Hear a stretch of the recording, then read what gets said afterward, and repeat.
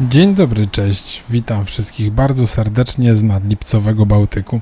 Nieco pochmurnego, nieco wzburzonego. Ogólnie powiedziałbym, że mało zachęcającego do klasycznego plażowania, ale patrząc po rosnącej liczbie parawanów, mogę się mylić.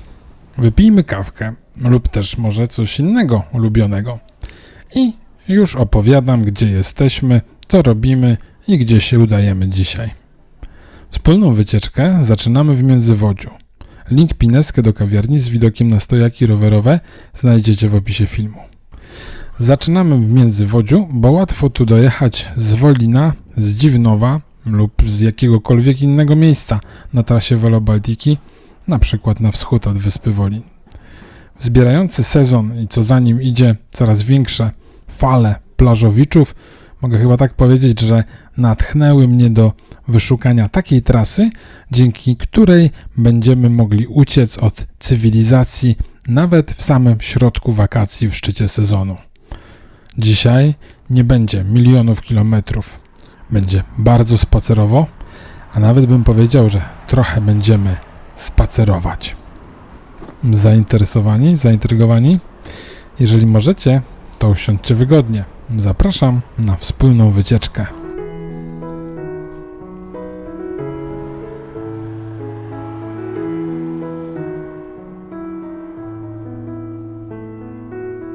Jedziemy oczywiście w kierunku zachodnim i gdzieś tak po około 1,5 kilometra od centrum Międzywodzia dojeżdżamy do skrzyżowania z drogą na Wolin.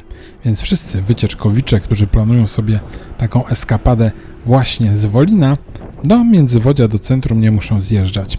No chyba, że mają właśnie ochotę na regenerację, kawusie albo może jeszcze coś innego.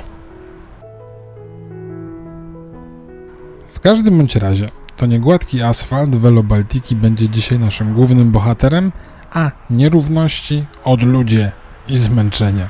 Temperatura w tak zwanym cieniu wydaje się być bardziej niż optymalna, oczywiście z rowerowego punktu widzenia.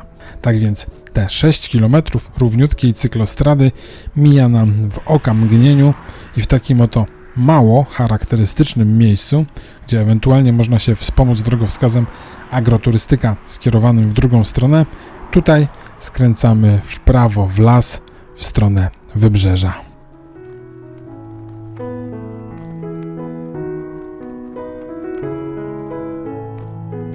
Leśny dukt, będący jednocześnie drogą pożarową i czerwono znakowanym szlakiem turystycznym, nie powinien na początku nastręczać żadnych trudności. Dopiero po jakichś około 1,5 kilometra mamy pierwszą, dość mocno zapiaszczoną, ale niewielką górkę. I to jest, prawdę mówiąc, jedyne takie chyba wypychowe miejsce na tym odcinku aż do samej Latarni Morskiej. Po następnym kilometrze docieramy do granicy Wolińskiego Parku Narodowego. I może to subiektywne odczucie, ale buczyna tutaj zaczyna być coraz bardziej okazała, coraz bardziej gęsta. To, co na pewno nie jest subiektywne, to, że od gęstych koron jest zdecydowanie ciemniej i zaskoczona tym faktem stabilizacja w GoPro zaczyna się gubić jak rowerzysta we mgle.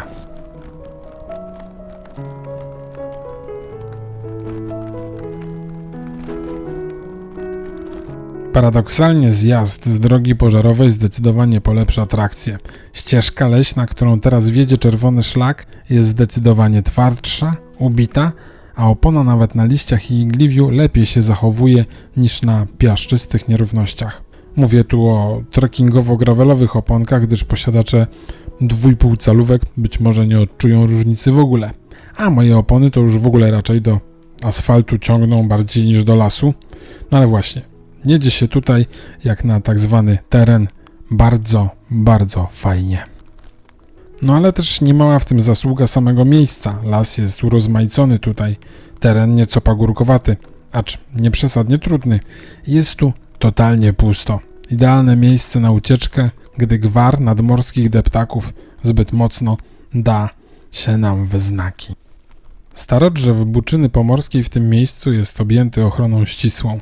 Rezerwatowi patronuje Stefan Jarosz, polski geograf i taternik, działacz ochrony przyrody, a o fakcie tym przypomina kilkudziesięcioletni głaz obelisk znajdujący się przy naszym szlaku, a mający jeszcze tę praktyczną właściwość, że dzięki niemu wiemy, że do latarni morskiej Kikut zostało mniej niż pół kilometra.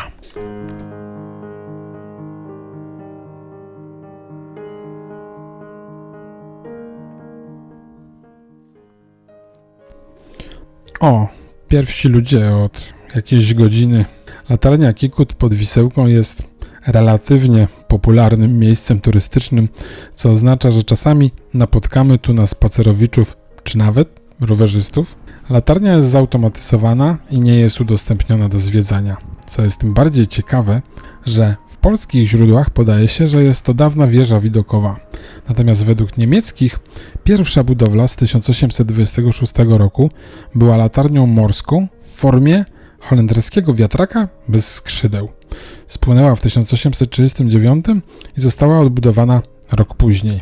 Całkiem możliwe, że po II wojnie światowej z powodu braku urządzeń traktowana była jako wieża widokowa, a dopiero w 1962 przywrócono jej pierwotną funkcję. No i tu się zaczynają schody. Dosłownie i w przenośni. Od strony Wisełki, te 30 metrów różnicy poziomów na dość stromym zboczu wzgórza Strażnica, musimy pokonać przy pomocy takich stopni drewniano-ziemnych. Tak właściwie to może słowo pokonywać jest bardziej adekwatne, gdy tutaj się podchodzi, jednakże przy sprowadzaniu roweru też przyda się dobre obuwie. Żwirek szuterek w tym miejscu jest dość, jakby to określić, dość turlający się tutaj. W każdym bądź razie, w moim subiektywnym odczuciu, lepiej jest jechać od szosy Kołczowo-Międzywodzie, a tędy schodzić, niż na odwrót. Mimo tego, że wzgórze Strażnica ze swoimi 74 metrami wysokości nad poziomem morza jakimś wybitnym szczytem nie jest, to jednak wpychanie tutaj roweru może zająć chwilę dłużej niż schodzenie. Po 300 metrach takiego zejścia docieramy do rozdroża szlaków. Tutaj możemy szlakiem czarnym dojść na niezatłoczoną plażę w tym rejonie lub wrócić do Wisełki w rejonie jeziora Zatorek. Nam najwygodniej będzie jednak podążać dalej czerwonym, którym dotrzemy najpierw do opłotków Wisełki, a potem wrócimy nad wybrzeże na główną plażę Wisełki.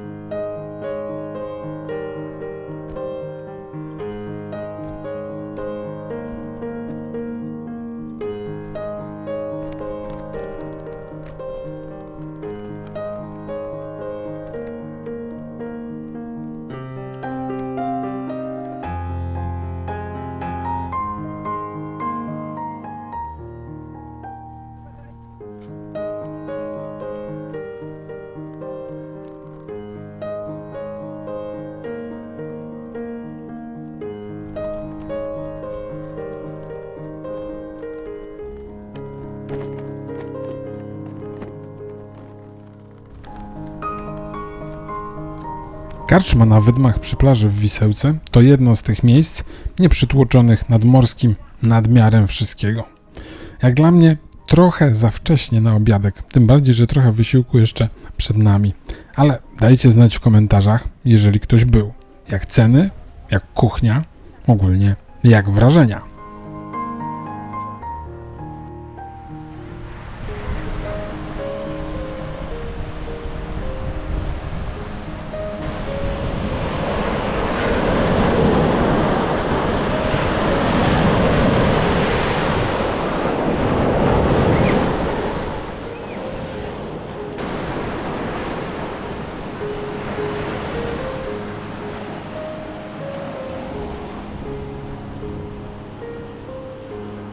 I teraz tak, nie zachęcam nikogo do pchania roweru przez 8 km.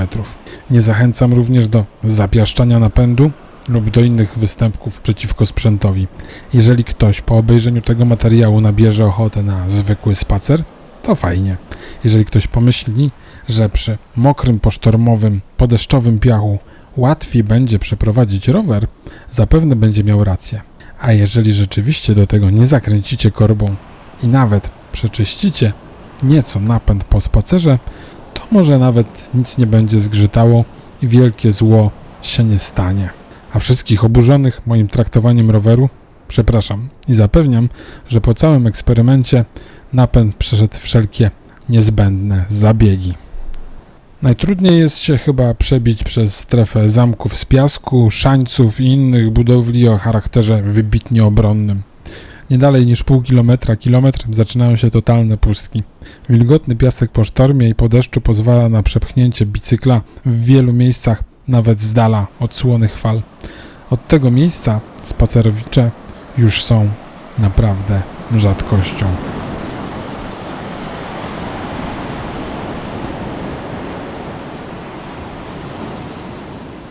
Najciekawszy klifowy odcinek zaczyna się jakieś mniej więcej 3 km od plaży w Wisełce. Tak więc, jeśli nie chcecie w ogóle ryzykować kontaktu roweru z piachem, to być może rozsądną opcją będzie przypięcie go na parkingu przy plaży w Wisełce, przy karczmie na Wydmach i wybranie się pieszo na spacer w stronę klifów, czyli właśnie gdzieś do okolic mniej więcej 4 km i z powrotem. To rozwiązanie pozwala zobaczyć jeden z najciekawszych fragmentów polskiego wybrzeża, jeśli nie najciekawszy w ogóle, a jednocześnie nie martwić się o piasek w napędzie. Szczególnie jeśli jesteście w trasie wielodniowej i chcecie oszczędzać sprzęt. Zerknijcie na mapę. Odmierzony przeze mnie odcinek z Wisełki do Międzyzdrojów to dokładnie 8 km. Można w takim razie też oczywiście podejść do sprawy odwrotnie. Wystartować z Międzyzdrojów i wracać do Międzyzdrojów, ale tam zdecydowanie trudniej przebić się przez plażę. Więc jeśli zależy Wam na ciszy, spokoju, komforcie, to Wisełka będzie pewnie lepszym punktem startowym.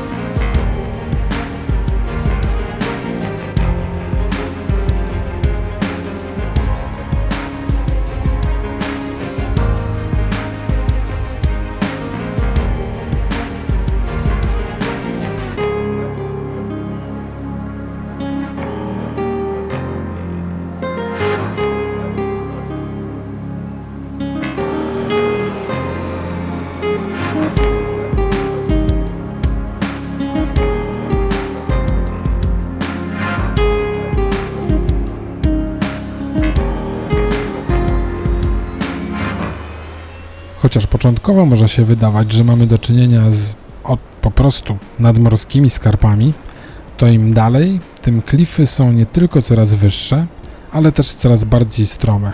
Na charakterystycznym zakręcie wybrzeża mamy już prawie pionowe ściany z gliny i iłów, które właśnie tutaj sięgają około 90 metrów wysokości, a wzgórze Gosań ze swoją wysokością 95 metrów nad poziomem morza to najwyższy klif całego polskiego wybrzeża.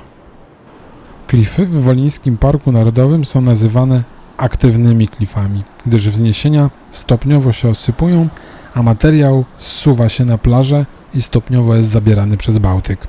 Procesy te prowadzą do stałego cofania się linii brzegowej. Morze średnio zabiera około 80 cm lądu rocznie. Cały ten teren wydaje się być jedną wielką odkrywką geologiczną. Widać dokładnie przekrój geologiczny urwiska, a charakterystycznym jego elementem są głazowiska, czyli materiał, który został wypłukany i spadł na plażę, a jest po prostu pozostałością działania lodowca.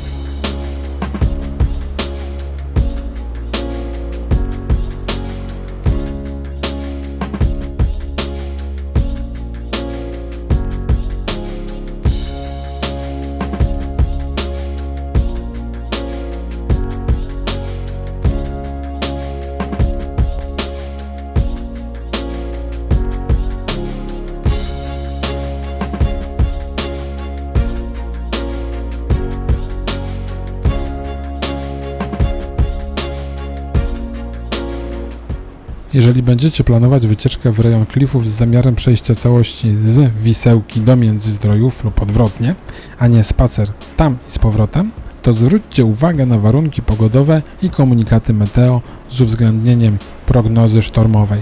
Przy dużych falach najwęższa część plaży może okazać się po prostu nie do przebycia. Jest połowa lipca. No dobra, jak to nagrywam, to jest pierwsza połowa lipca. I ogólnie trzeba powiedzieć, że szczęśliwie tłoku nie ma. Jest godzina około 14, a przez sporą część czasu jestem sam na plaży. To znaczy, przynajmniej takie mam wrażenie. Przede wszystkim dzięki temu, że najbardziej klifowa część znajduje się w miejscu, gdzie mamy taki, jakby to powiedzieć, ewidentnie zakręcający fragment wybrzeża Bałtyku.